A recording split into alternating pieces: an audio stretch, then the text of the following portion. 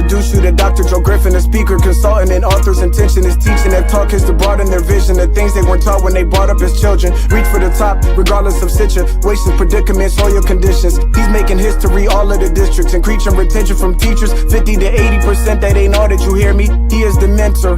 He paved the way with his tip methodology. Really, dream, be persistent, face fears, seek change, go out and go get it. This what you learning with Dr. Joe Griffin. With Dr. Joe Griffin, yeah.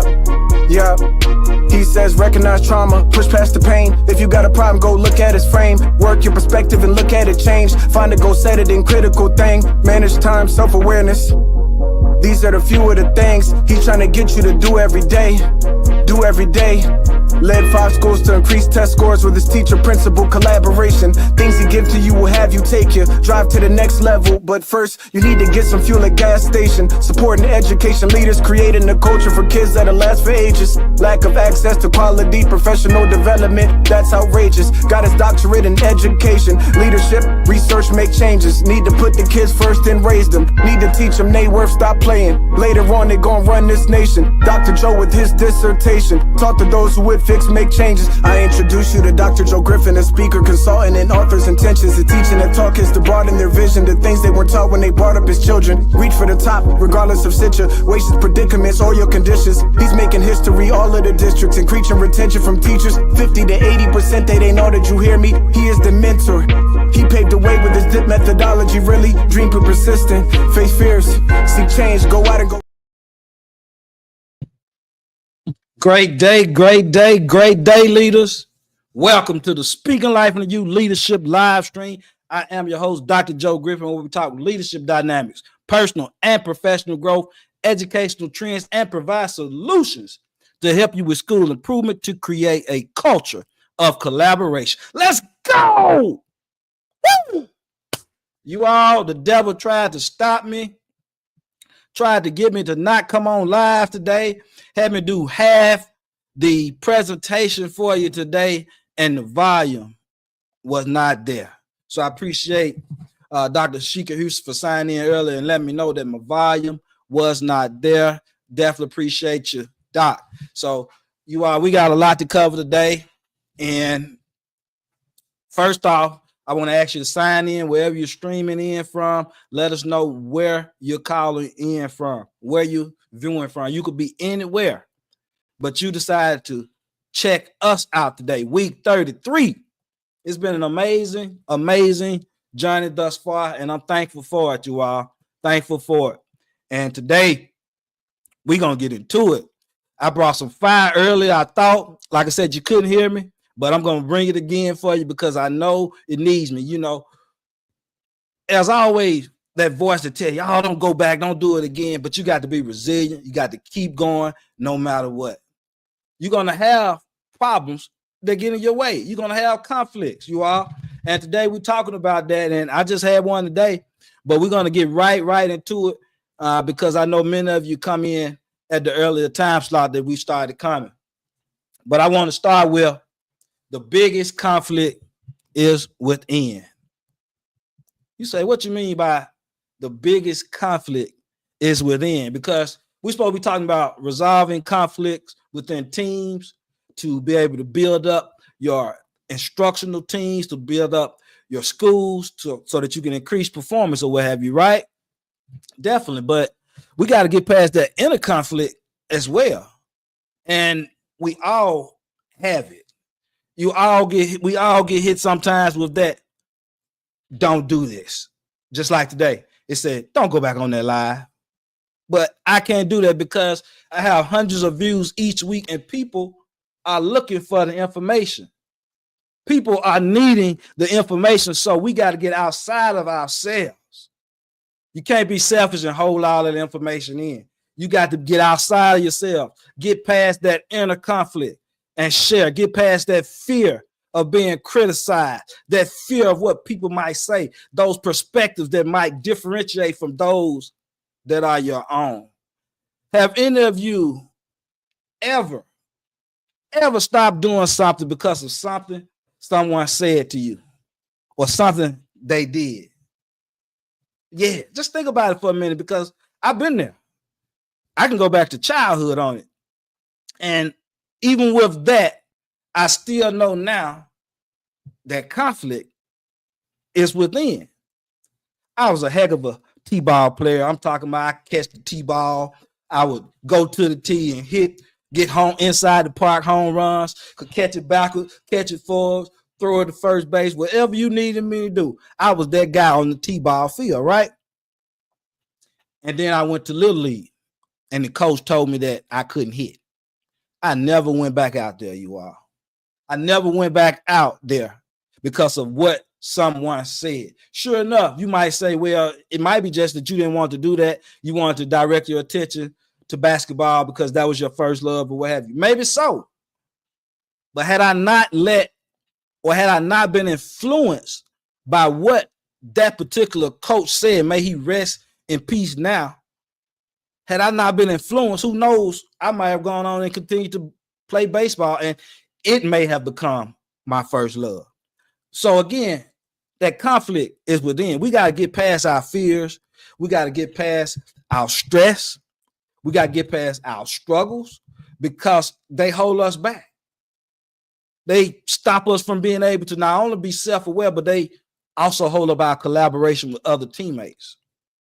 I'm going to say that again because you're not analyzing it like that. We're not thinking about it like that. I'm going to step on some toes today, you all, but you're going to be with me or you're not. I have no fear of that. You're going to be with me or you're not.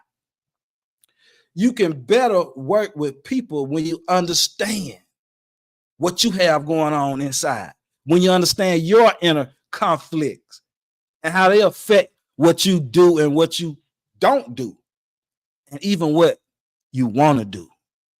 That inner conflict is real and it's serious. So we got to get to that point first. And then now we can better resolve conflicts on teams. You could then better resolve conflicts on team. And before we get into the actual strategies, actual action steps, the actual PD and actual challenge that I'm going to give you today. Yeah. I always give you strategies, action steps so that you can take with you and you can implement immediately. We're going to continue to do that. All right, but before you do that, I got to make sure that you get a basic understanding of discipline culture. Discipline-culture. It's the collaborative way. It's the collaborative way in which teachers and administrators handle issues daily and how that impacts the instructional practice that teachers are willing and able to use. You see, it's twofold. And you say, what do you mean by that? I'm going to break it down to you quite simply. It doesn't make sense for us to think that teachers are going to give their very best effort at using these high-yielding, high-impact instructional practices when we're not working with them on the issues or the institutional practices. Wow. And that's student to student issues, student to adult issues, and adult to adult issues. All of these impact the instructional atmosphere that you have going on in your school. And we've got to open our eyes to this. We've got to make sure that we're handling issues in a way that is collaborative, in a way that teachers and administrators are working together. Remember that everything we do is aligned, it's standard-based, you have objectives, and it builds off of everything else, right? Just like with this. We're talking about empowering educational communities, a guide for teacher-principal collaboration, right? And currently, let me break it down to you. And currently, we're looking at the empowerment piece. And you say, what about the empowerment piece, Dr. Joe? What are you saying about that? Well, first off, in order for you to belong or feel like you belong, that means someone has accepted you. And vice versa. For me to feel accepted, it's also someone has made an effort to ensure that I feel like I belong. So they go hand in hand, belonging and acceptance, and they lead to empowerment. And today, our empowerment piece is resolving conflicts positively. A big part of understanding discipline culture is to know that conflict resides in discipline culture because we're talking about collaborating. We're talking about working through these issues. That's what we mean by understanding discipline culture. And it's a positive construct. Many people think of discipline as something penal, something that's not positive. But discipline, that means I'm working with you. That means I'm trying to support you.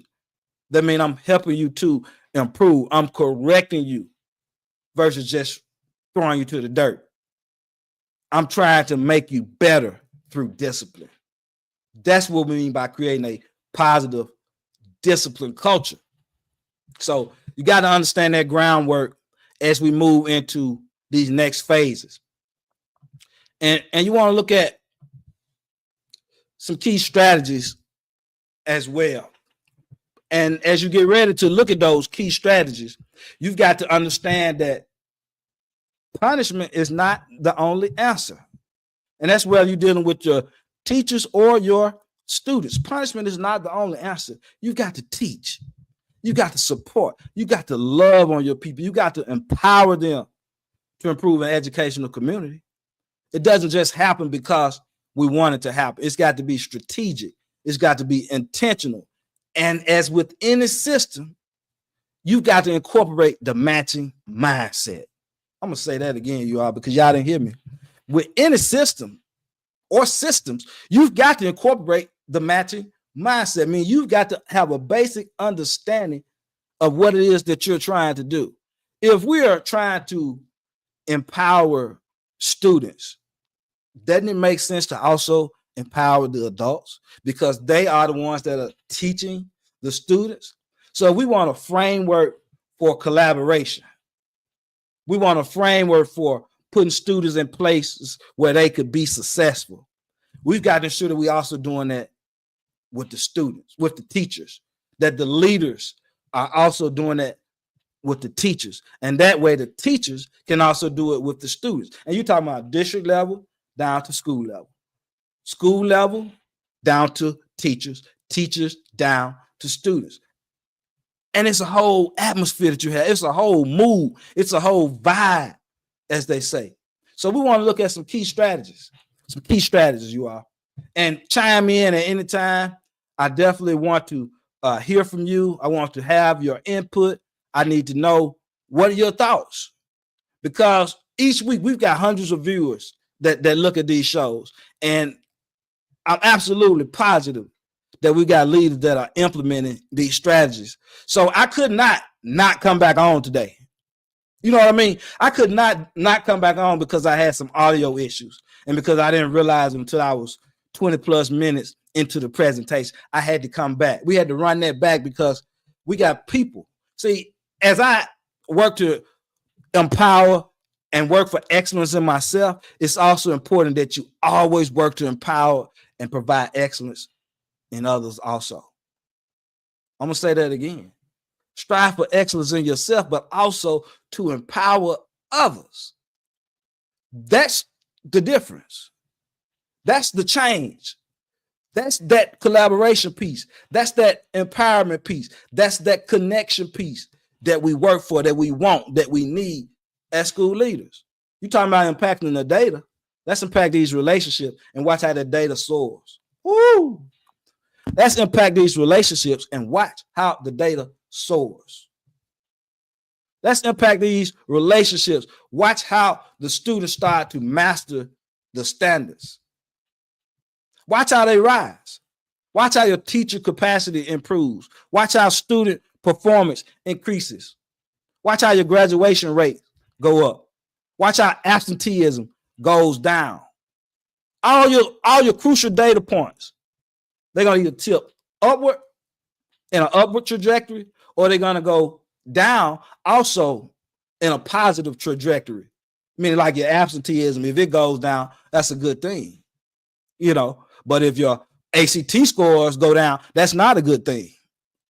So as with anything, you want to explain stuff. That's a big part of our issues and our relationships. We don't talk, we don't communicate. It's crucial, y'all, especially if you're talking about unresolved conflicts. Now we're looking at some key strategies. And definitely want to always give you key strategies, actionable ideas. Today, we're going to give you a PD piece that you can take with you, as well as a challenge, an individual challenge. So each week, we align, have our objectives, we have our standards, all the way across the board, from empower educational communities, a guide for teacher principal collaboration, to the DIP approach for educators, discipline culture plus instructional practice equals performance.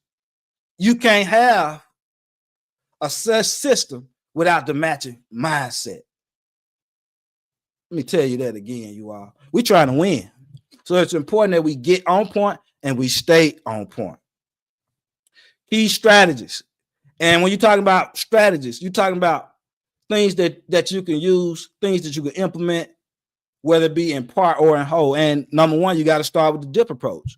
Discipline culture plus instructional practice equals performance. You say, what does that mean? How is that a positive construct for conflict resolution?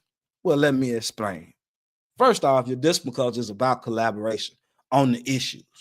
Then you look at your instructional practices piece. If we collaborate on the issues, now we can get to the instructional practices so that you can then perform at higher levels, so that you can then produce students who are performing at higher levels. I got to put you in a situation to be successful. If I want you to put somebody else in a situation to be successful, as I strive for excellence in myself, I also choose to empower others. We can't make that up.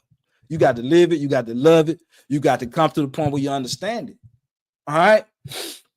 Next thing that you need to know, another strategy, create a safe space for discussions, for courageous conversations that aren't penalized. Again, discipline culture is not penal.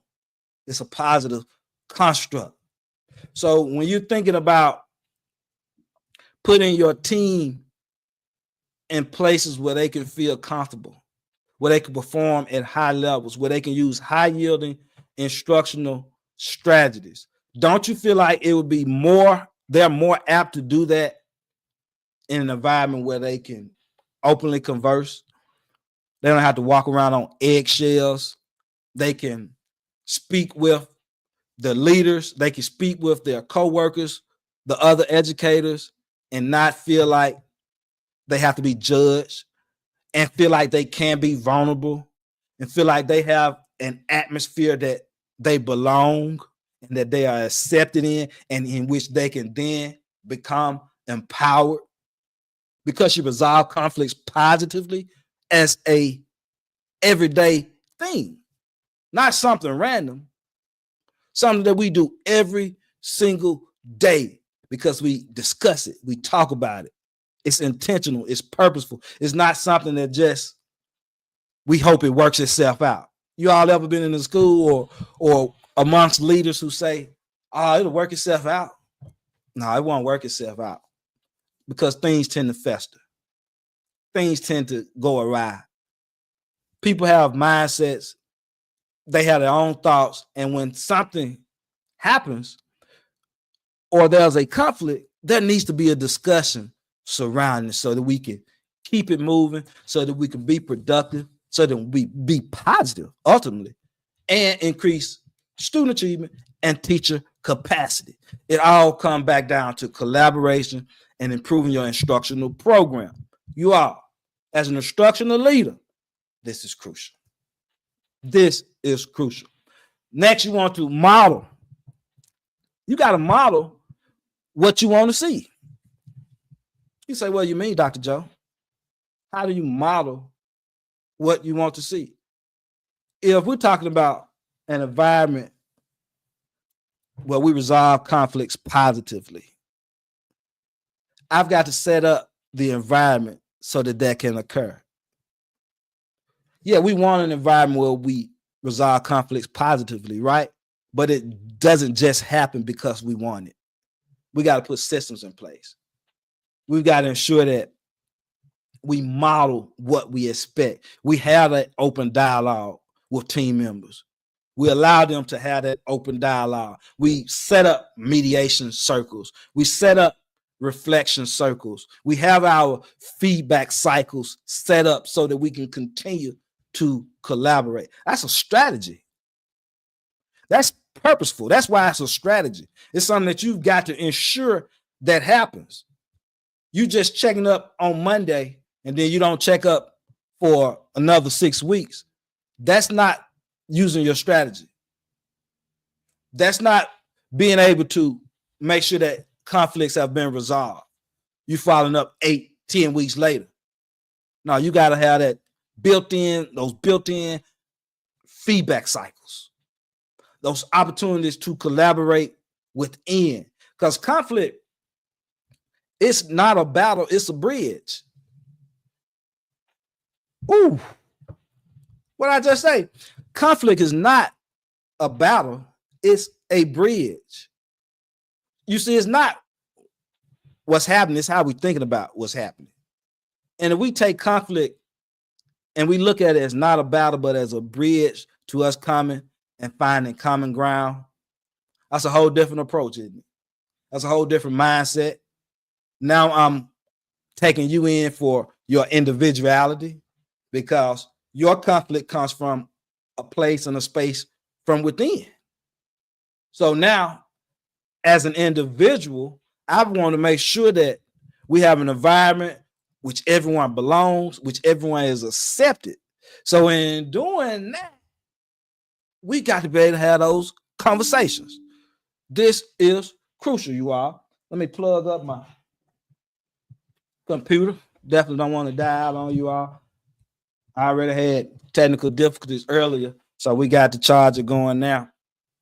But again, all of this is crucial if we're going to improve our situations, you all.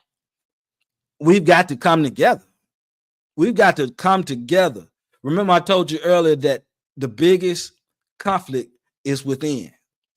So whenever we are using our strategies to resolve conflict on our teams, we've got to ensure that our inner biases, those things that are going on inside of us, are not affecting how we deal with the team and how we help the team move forward. You have about 2 months total, most schools, most places, or less now until state tests. So I have 6 weeks. Some are going to be starting at the beginning of May. Some start at the end of April. So anywhere from 4 to 6 or 8 weeks, everyone is preparing for end of the year state assessments, ACT assessments, SAT assessments. You have your career and technical assessments that you're going to be taking. You're going to have students preparing to take as well. So don't we want to ensure that coming down the home stretch, we have an environment that is set up for reconciliation, that is set up for forgiveness, so that we can create positive spaces where kids and teachers can elevate their performance. Discipline culture plus instructional practice equals performance. So again, those are some key strategies. I just gave you about 3 key strategies. The DIP approach, told you the model, what you expect. Also mentioned various mediation circles, reflection circles, opportunities to talk. And please, you all like, comment, subscribe, share. We got to get this information out. Like, I could have not come back on. That was a voice in my head saying, don't go back on. You just did all of that. But then something else told me it's not about you. Somebody needs to hear this message. Somebody needs to know that whatever those conflicts within that are holding them back, they got to get past them. They got to work past them. They got to do what they need to do to empower themselves so they can then empower others. You are a leader. Just always remember that. You do resolve conflicts positively because you work towards that. It's intentional. Teacher principal collaboration. It doesn't just happen. We talk about it. I mention it in this book all the time, Empowering Educational Communities, a guide for teacher principal collaboration, but and as well as in the DIP approach, but it doesn't happen just because we say it. All right, you all. So if you feeling what we're saying, definitely comment, subscribe. We need your input. We need to hear from you because we cooking today. We cooking today, you all. All right, so now I want to come back. I want to look at some actionable strategies. Some actionable strategies that you can use to resolve conflicts. And we're talking about right now. We're talking about right this minute, where you can do what you need to do and get those conflicts resolved so that you can be the best on your job. It affects the instructional practices. Miss Williams and Miss Jackson having a problem, that's a problem for the school environment. You might say, yeah, they don't meet each other. They don't have to talk. They don't have to converse. You don't want that.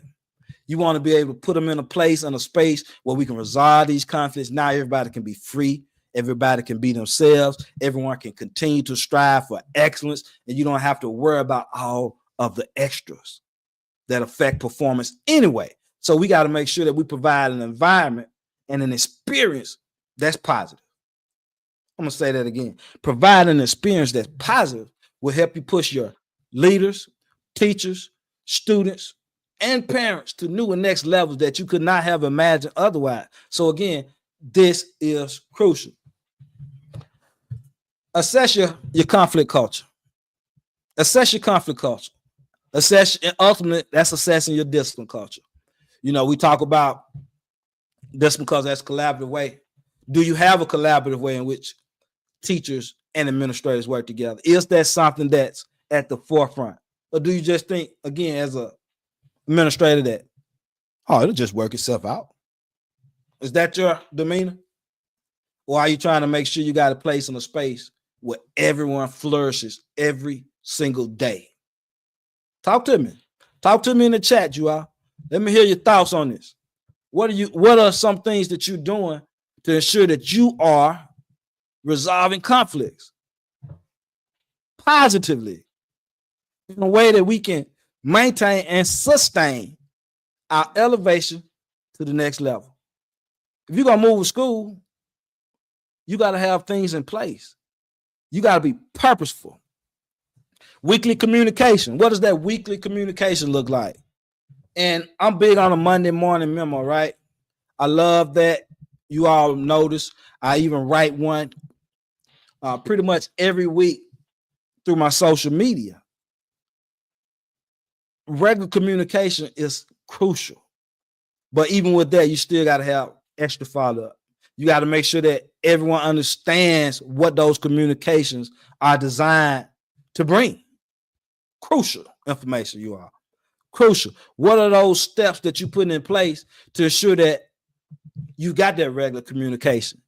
That educators, you're talking about your leaders, your teachers, your students, and your parents know what's happening. That's a conflict resolution method in itself. Because now we've already talked about what next steps are. We've already put into the atmosphere what expectations are. A great way to eliminate some of the conflict. Teachers want to know what's happening next. Students want to know what's happening next. And as a leader, you got to ensure that you're planned up and you put them in a situation where they can know what's happening next. Say that again. You got to put them in a situation where they can know. That means that you know. That means that you've planned. That means that you've prepared. Crucial. Amazing. A conflict resolution framework. What's the protocol when we have our issues? What's the protocol? Again, are you one of those leaders or those teachers that say it's just going to work itself out? It's just going to take care of itself? Well, if that's the case, what protocols do you have in place for conflict resolution? And that's whether it's a student-to-student issue, whether it's a student-to-adult issue, or, as I like to say, the elephant in the room, which we hate to talk about, which we don't want to discuss, which impacts instructional practices, in my opinion, the most, the adult-to-adult issues. What are we doing? What does that look like in your school? Like, comment, subscribe, share, you all. Make sure you do that. We got to get this information out, because if we're going to improve in our schools, and this is nationwide, we got to be more shareable. Yeah, I said shareable. We've got to be more shareable. We've got to share information. We've got to collaborate with one another. We got to push each other to next and new limits. And one of the things that we got to understand, you can learn from anybody. You can learn from anybody. You can especially learn from those who have walked the walk, who have talked the talk, and who have been in those seats. But even with that, understand that you can learn from anybody. So many times people get on a high horse, just quite honestly. I told you I won't step on some toes tonight because it's got to be heard. And they don't want to even explore the new opportunities or the new perspective that have been provided to them. Again, that's something that we got to think about, something that we've got to look at. Because if we're not looking at new ideas, how are we ensuring that we stay at the forefront? How are we ensuring that we get to the forefront? Because what we have done, we're going to have to enhance it to keep it going. What has helped us be successful, we're going to have to add more to it so that it can continue to help us be successful. What has not worked, we've got to make sure that we're doing something different to ensure that we can be successful. So we must take in new perspectives. We must listen to new ideas, other ways of doing things. Big way to resolve conflict in itself. Just opening up and having a communicatory line. Being able to have communication within your team. Crucial you are for resolving conflicts. Open communication. Big action step for resolving conflict. So you want to assess your discipline culture, make sure you know how that's looking with your cultural pieces. You mean your issues, how we handling those things. Then you got to look at the instructional practices because that's also a part of that relationship piece. Teachers aren't using instructional practices from instructional leaders that they don't feel supported by. I'm going to let that sink in because that's going to hurt somebody's feeling. They're not using the instructional practice that you want them to use if they don't feel supported by you as the leader.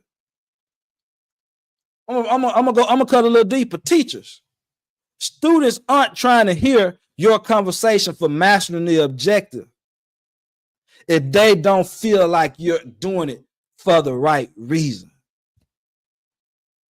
So again, we got to constantly keep those avenues of thinking in our head. Keep pushing forward, y'all. Speaking life into you today because somebody needs to hear this.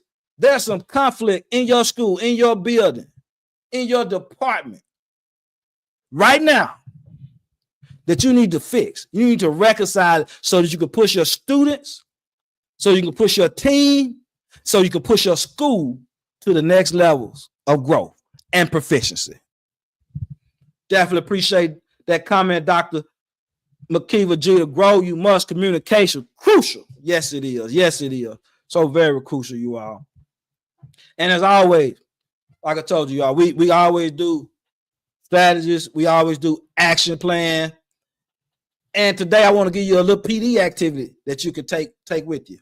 You know, I want to give you a little PD activity that you can go with and you can use in your school.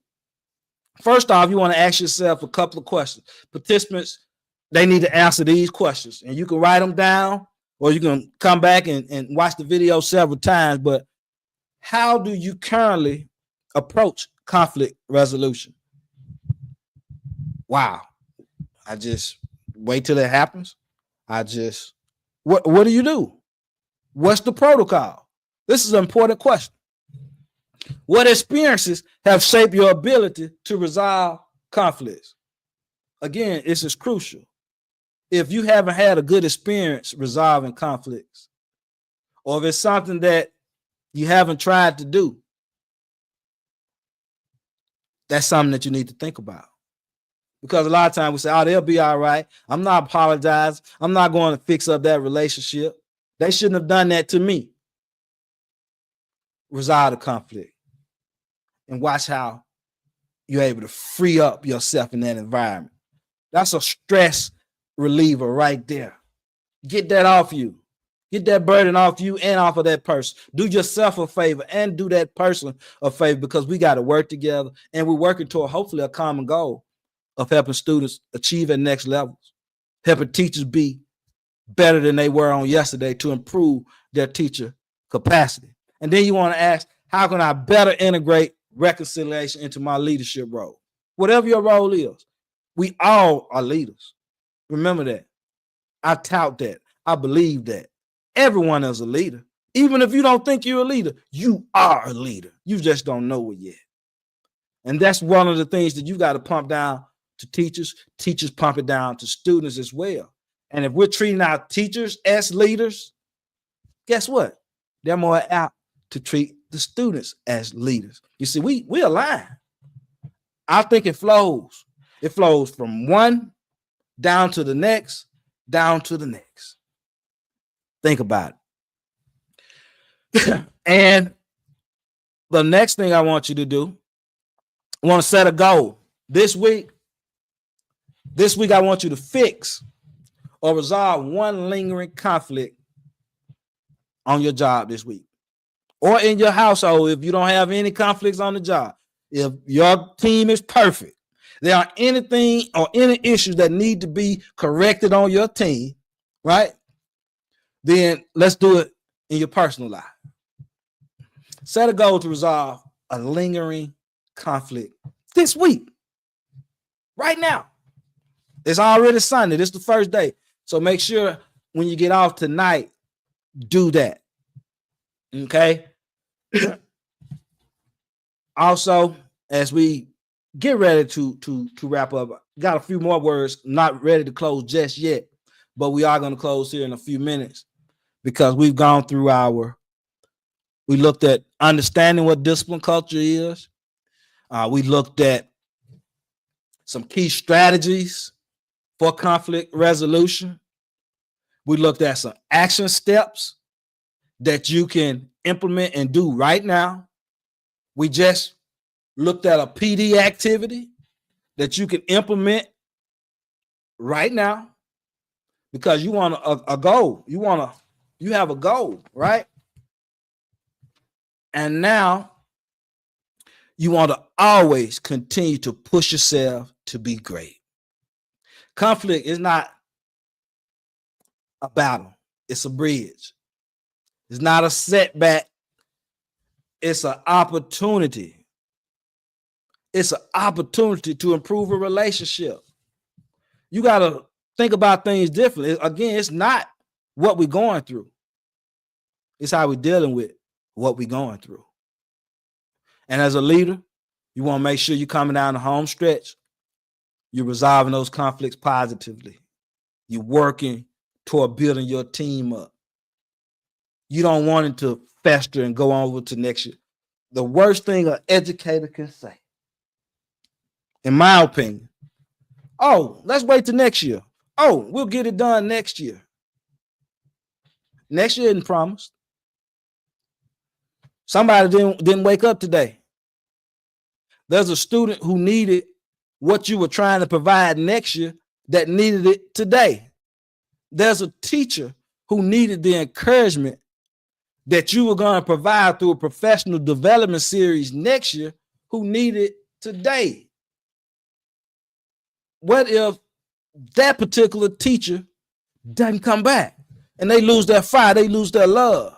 Again, as leaders, we not only have to bring out the best and excellence in ourselves, you have to always be thinking about bringing it out in others, empowering others also. It's been amazing today, you all. Again, the devil tried to stop us from having our live stream today, but we got people counting on us. We got people that actually listen to the live stream. I had one of my people the other day said, I listen every single week. I definitely appreciate everything, but I'm not going to ever make a comment. I wish he would make a comment, but I understand through experience, that's a conflict from within her own self. She's not comfortable right now with sharing with others because her comment was what people might have to say. And if we're going to operate from a place of fear, being criticized, worry about what people have to say, worry about people's thoughts, you're going to always limit yourself. I had to learn it as well, you all. I used to say that I wasn't a social media person. What's a social media person anyway, first off? But I said I wasn't good at it. How do you get good at it? You just post. You just do this or do that. But because of our own perceptions, our own inner conflicts, our own issues, we say we're not this or we're not that. And we never give it a chance. I'm going to say that again. We say these things, we self-sabotage, we have these inner conflicts. The biggest conflict is within. And when we are able to get past those conflicts that are within ourselves, first off, self-awareness truly begins to develop. And secondly, now I can accelerate collaboration within my team because I'm better. As a teacher, I'm able to accelerate learning in my classroom because I'm better. You got to love this, you all. I love it. I love it. I love it. Definitely appreciate the comments. Get on in here. We deemed you worthy. Definitely appreciate it. Appreciate it. Great information. Appreciate it. Dr. Houston, definitely appreciate Creating Educator, always doing great things. Also, we thank you all for that. Otherwise, you all, as we prepare to close, I want to ensure that if you need anything, definitely don't be afraid to reach out. Let me put up my slide here for you with my contact information on it. And that way you can reach out if you have needs, if you have professional development needs, if you have speaking needs, whether it be for students, whether it be for teachers, whatever it is. We empower. My job is to connect and empower people. I help increase self-awareness and accelerate collaboration. My foundation is built in teamwork. This is what I love to do. Education. I love being able to be here for you, you all. If I didn't have hundreds of views each week, I wouldn't have come back on today. But I had to get out of myself and I had to think about that I got people who come on every single week and they actually grasp information. And you got to make sure you're doing the same as leaders. Get out of that fear, get out of yourself, because it's really kind of selfish. We got to be shareable. We got to empower others. When people learn from you, you're doing a great deed. When you learn from others, you're doing a great deed. When you collaborate, you're doing a great deed. And that's what it's all about, you all. So reach out if you need me. Otherwise, you all, let's continue to lead with love.